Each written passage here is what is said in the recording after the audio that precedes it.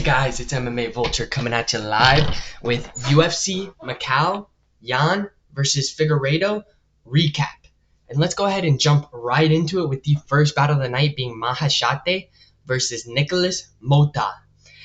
And in this one, I was completely wrong. I was on the Maheshate side. He was a 24-year-old that was up and coming on a surge, really looking phenomenal, really progressing every single fight. And in this one, he didn't really progress. He honestly decompressed. He just didn't look good at all. He kind of looked flat, dull. He wasn't able to really get that range down and find his striking tune. It was really Nikolas Motta finding his range, finding his striking.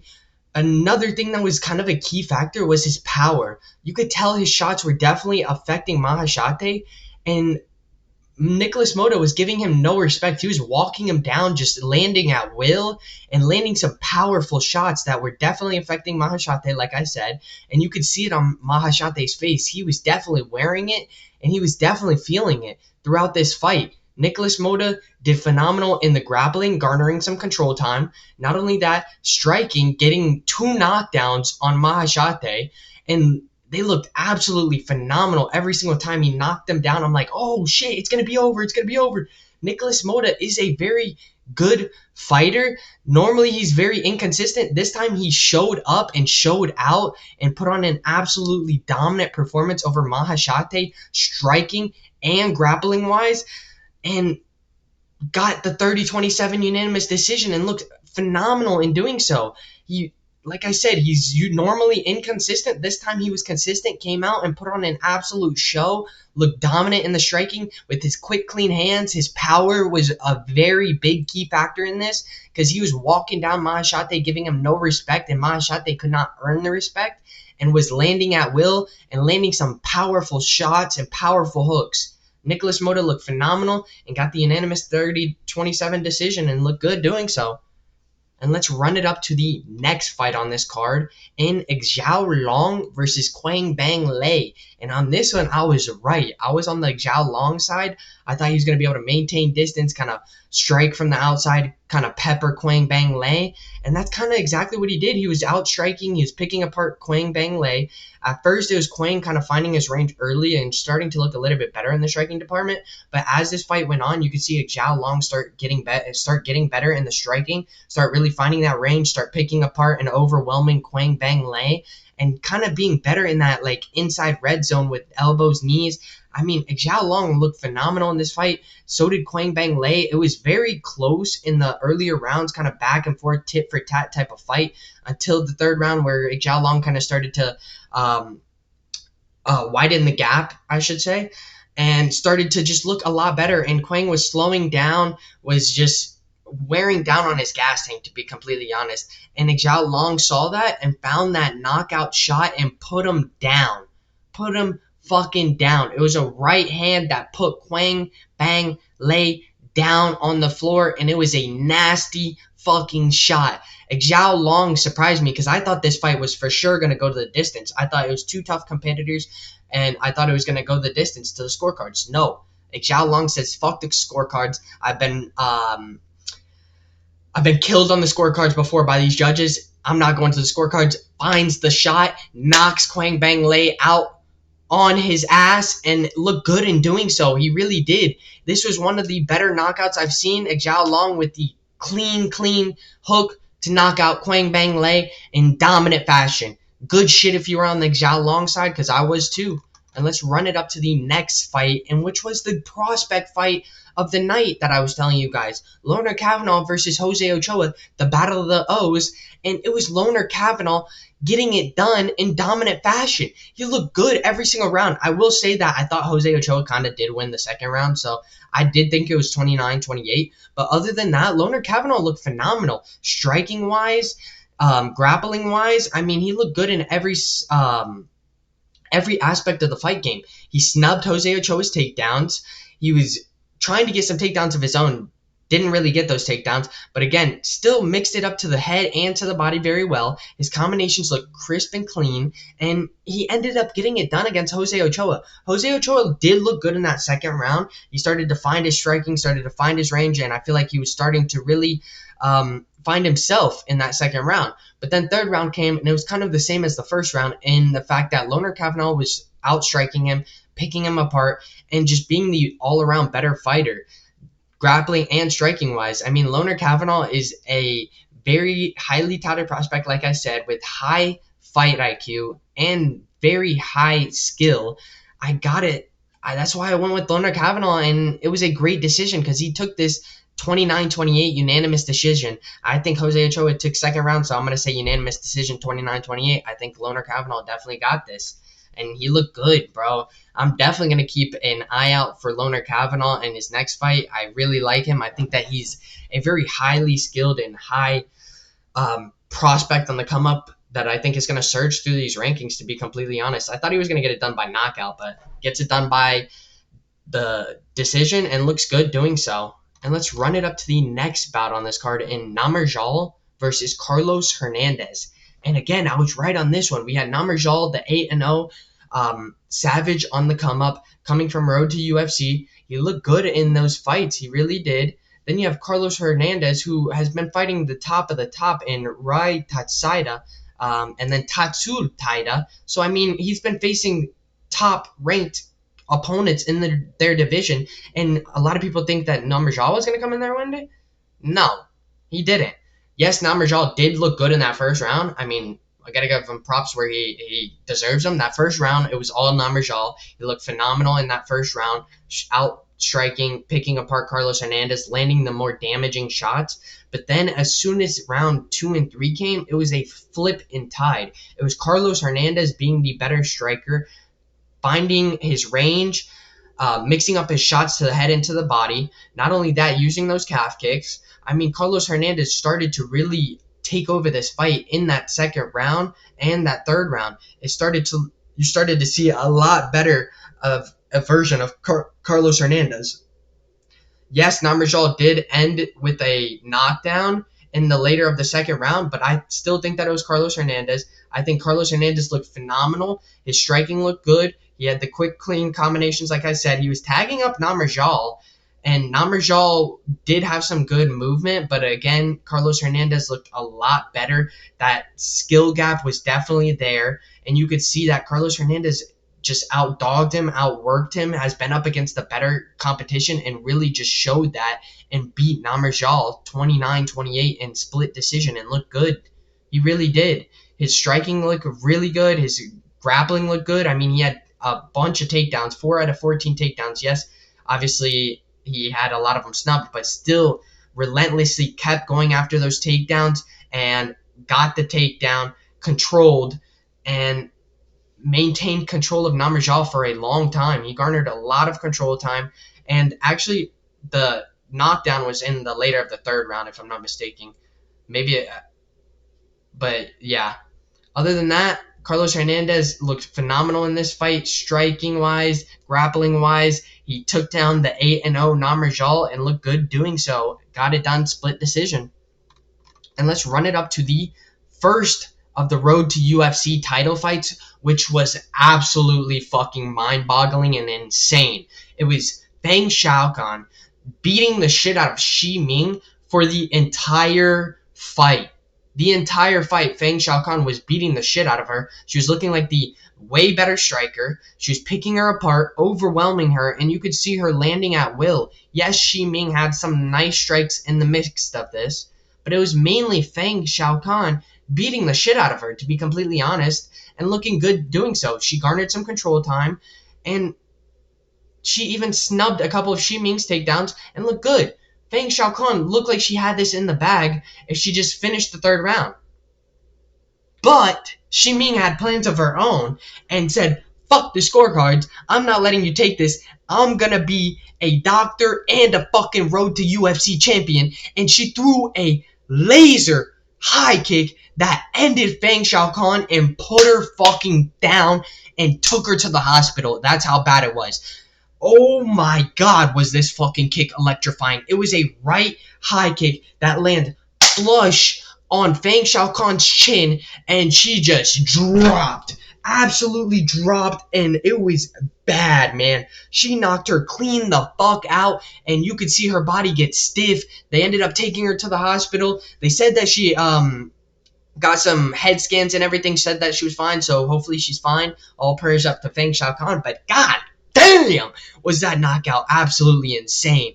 Dude, that reminded me of the Leon Edwards knockout over, oh my god, over Kamaru Usman. Dude, absolutely devastating head kick, and she was like a 8-1 dog or 5-1 dog. Holy shit, was that crazy.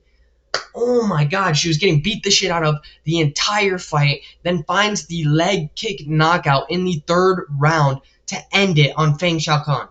Absolutely insane. Good shit if you were on the Xi Ming side. I did not think she was going to get it done. I thought Feng Xiaocan was definitely in for a easy split or easy unanimous decision win, but Xi Ming had thoughts of her own and she put them to work.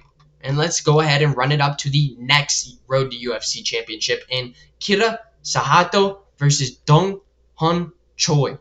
And I was on the DongHun Choi side over Kira Sahota, and I was right on this one as well. This one ended pretty early in the first round. It was DongHun Choi outstriking and getting the better of Sahota. Sahota really couldn't land, which is really awkward in the sense that he had a massive height and reach advantage over DongHun Choi, but was having trouble finding DongHun Choi's chin because of the fact that DongHun Choi was really good at entering and exiting the pocket, like I previously said in my videos. He's very quick, very explosive, and we saw that here. He was able to enter and exit the pocket with ease, able to pick apart Kira Sahota, back up, not like Kira Sahota, be able to tag him from the outside, and ended up landing a brutal right hand that knocked Kira Sahota clean out. Again, with the devastating knockout power from DongHun Choi, puts Kira Sahota down from a right hook.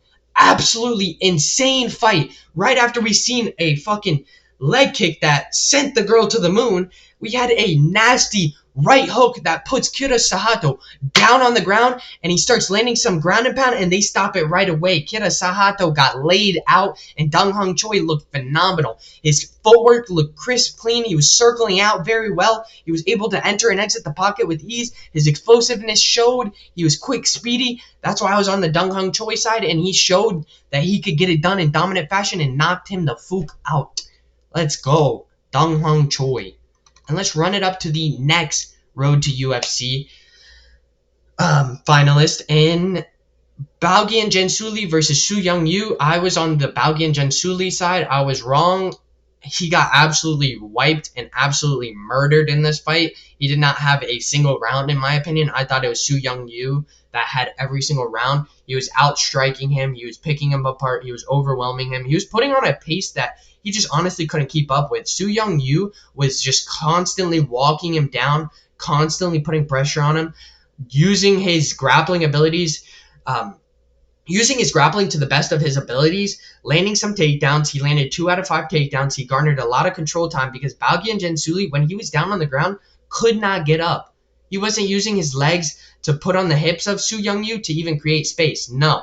He was down there trying to scramble, but just failing to scramble. It didn't really look like he had the best ground game in the sense of trying to create space or even trying to explode back to his feet. It just looked like he was a deer in headlights and just didn't know what to do. Baogian Jensuli got absolutely worked on the ground, absolutely exposed on the ground. And not only that, absolutely worked in the striking department, picked apart, overwhelmed, and beat the crap out of. Su Young-yu looked phenomenal and put on an absolute showcase in this Road to UFC Bantam Titleweight fight and looked absolutely phenomenal. Got the unanimous decision 30-27 and looked good doing so. I was on the wrong side of this in Baogian Jensuli, and he got absolutely dominated on the ground, in the striking department, in every aspect of this fight. He just looked flat, dull, and just not there. It was Su Young-yu that looked phenomenal and all around better and used the grappling, like I said, to his best abilities, man. I knew he had good grappling, but I thought that Balgian Jensuli would be able to fare well in that department and be an even better striker. No, Su Young-yu was the better striker, which was really surprising to me, to be completely honest. But he looked good in doing so and got the unanimous decision. Good shit if you were on the Su Young-yu side. And let's run it up to the next fight, which is the main card opener in Zhang Miyang versus Ozzy Diaz. And I mean, this is exactly how I saw the fight going. I've been saying it all week. Miyang was my lock of the week, and there was a reason why I locked him. It's because I knew he was going to fucking wipe the floor with Ozzy Diaz. Ozzy Diaz is not UFC caliber. He got knocked out by Joe Pyfer previously. I don't know how the hell you wouldn't think that he's going to get knocked out by Zhang Miyang. And Zhang Miyang came out. They were trading shots on the feet. You could tell Zhang Miyang was landing more consistently and more at will than Ozzy Diaz. And then in a flash of a fucking second, you see Miyang land a nasty elbow that lands directly on the nose of Ozzy Diaz and puts him flat out on the ground. And you could see Miyang start ground and pounding him a little bit, but the fight was already over. The ref came over and fucking slid in and called the fight off. Zhang Miyang absolutely destroyed Ozzy Diaz. He picked him apart and found that shot to knock him clean out, which was a short elbow right to the nose of Ozzy Diaz, and it was absolutely brutal. At first, I thought it was a short hook because it happened so fucking quick, but no, it was a short elbow that landed clean on the nose of Ozzy Diaz and put him down, and Zhang Miyang followed it up with some strikes, but it was very little striking because the ref came in quickly and slid and stopped the fucking fight. It was an absolutely dominant performance by Zhang Miyang, and if you guys didn't tag along, you guys missed out. I called it at the beginning of this week, saying he is my lock of the week. So if you guys rode with me, good shit. And let's run it up to the next main card fight, and Volkan Oezdemir versus Carlos Ulberg. And in this one, I thought it could go two ways. I even said this. I thought Ulberg could get a knockout, which I was more on that side of happening, or he would take this to decision, which he did. I thought it was either decision or knockout. I personally thought Carlos Ulberg was going to find that knockout shot because I thought he was too patient, too calculated, and eventually going to find that knockout shot on Volkan Oezdemir. But no. It was both of them trading shots, honestly tit for tat the entire fight. Though it was Ulberg getting the better of him the entire fight, it was fairly close of a fight the entire time. It was literally tit for tat trading back and forth between these two, in which you could see Ulberg was landing the cleaner and more damaging shots, I will say that. Also, he was a lot quicker on the feet, more mobile. He had the cleaner, quicker combinations, like I said. Carlos Ulberg looked good. He was tagging up Volkan Oezdemir a couple of times. Yes, Oezdemir was eating them and landing some of his own, especially those calf kicks was really what Oezdemir was using. Those kicks of his was eating away at Carlos Ulberg, but again, didn't really phase him. His mobility was still there, still phenomenal. His footwork was still phenomenal. He got it done, picked apart Volkan Oezdemir, and beat him via unanimous decision and looked good doing so. I really thought he was going to end him via knockout, but no, he gets it done by decision and does it in dominant fashion. 30-27 over Volkan Oezdemir. Good shit if you're on the Carlos Ulberg side. And then we got the next fight in Wang Cong versus Gabriella Fernandes. The biggest upset of the night. A negative 1,500 or negative 1,700 loses via submission to a plus 850 Gabriella Fernandes. What in the fuck was happening with this fight card?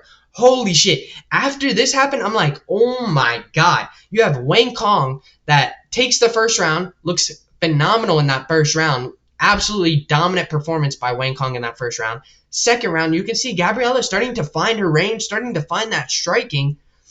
And eventually, Gabriella throws a kick, a right high kick, catches Wang Cong, but that's not what drops her. No, it was a right hand after that that connects on Wang Cong and drops her down, and Gabriella follows her to the ground, locks in that submission, and gets that rear naked choke on Wang Cong. It was absolutely insane because Wang Cong in that first round looked absolutely dominant. She was outstriking Gabriella Fernandes, using those body shots as well, mixing it up very, very well to the head, to the body, to the legs, doing everything that she needed to really start to work Gabriella down and kind of just overwhelm her.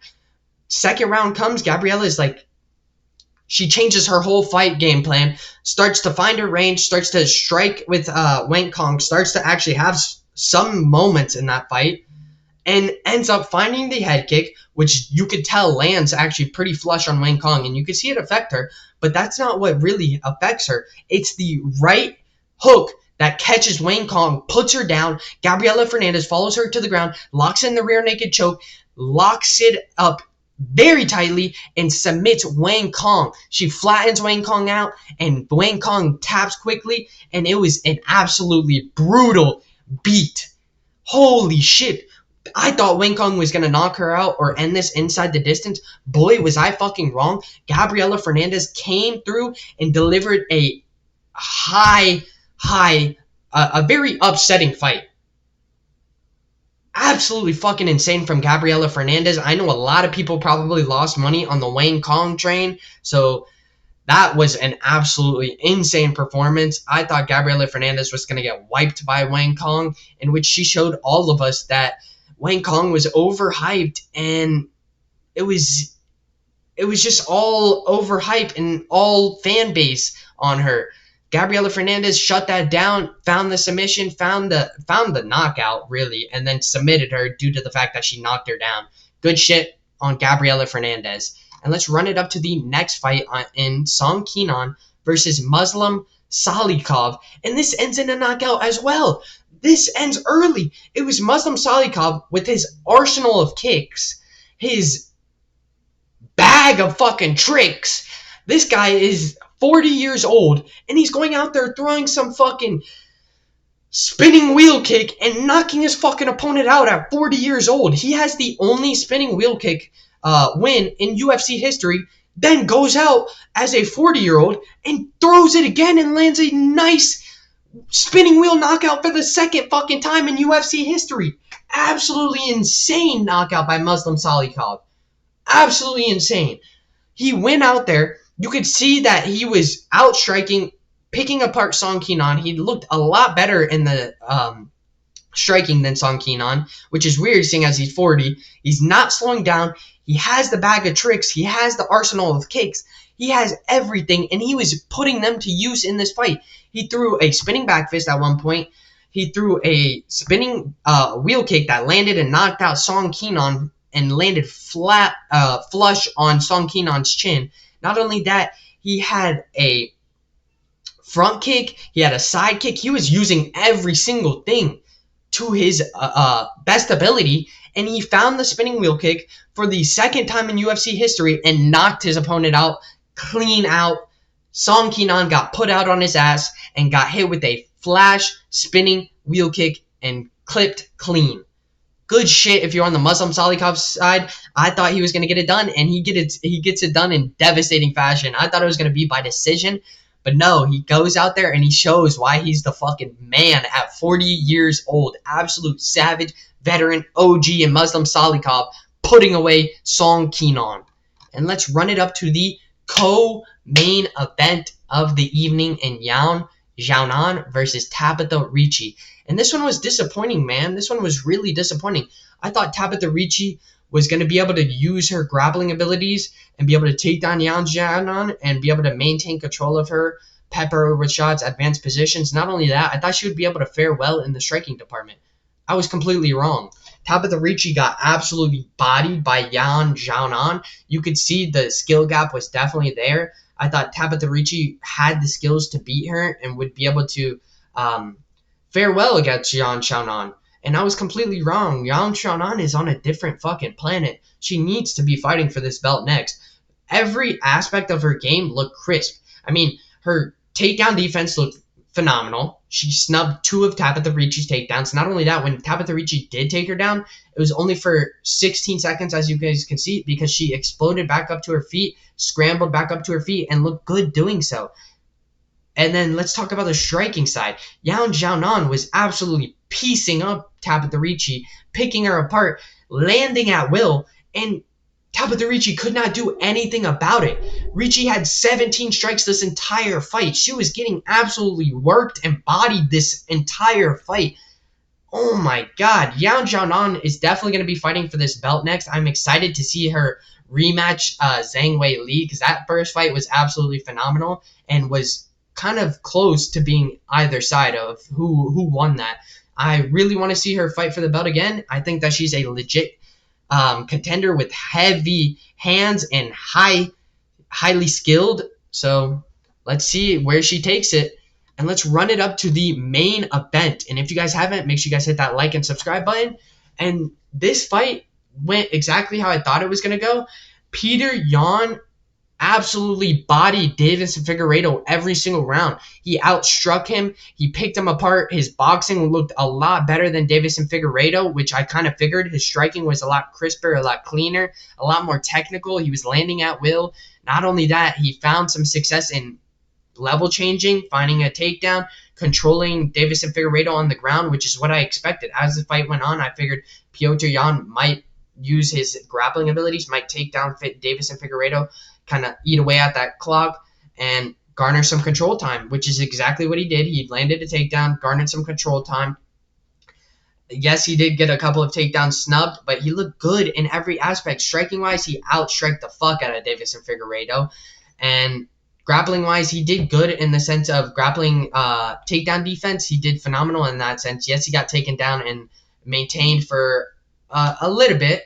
I will say that 3 minutes of control time for Deiveson Figueiredo. He had 2 out of 8 takedowns. So he landed a couple, but again, Petr Yan did a good job of getting back to his feet and exploding up to his feet. Not only that, he picked him apart. He outworked him. He put on a pace that Deiveson Figueiredo really couldn't handle, which is what we all expected. We didn't know how his gas tank would be in a 5-rounder, and it showed that he just wasn't ready. Petr Yan is next up. He's been fighting champ after champ after champ, so he's got to come back into the title contention, the title mix, and he's going to be fighting for the belt soon here. I really do believe so. Obviously, you have Umar Nurmagomedov that's probably up next, but then you have Petr Yan right behind him for Merab Dvalishvili. I think Merab is in real trouble. I think Merab loses a rematch to Petr Yan.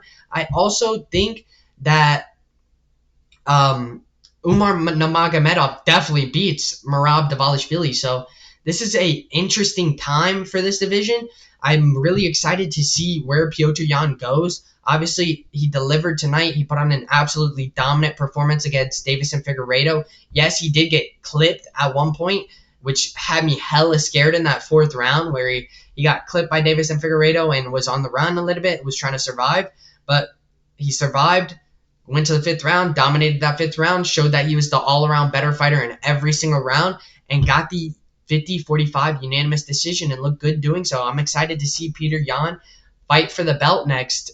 I really am. I think that he deserves to fight Merab here shortly after Merab fights Umar, and it's going to be a very exciting fight. And if you guys haven't, make sure you guys hit that like and subscribe button, and I'll catch you guys in the next one. Peace.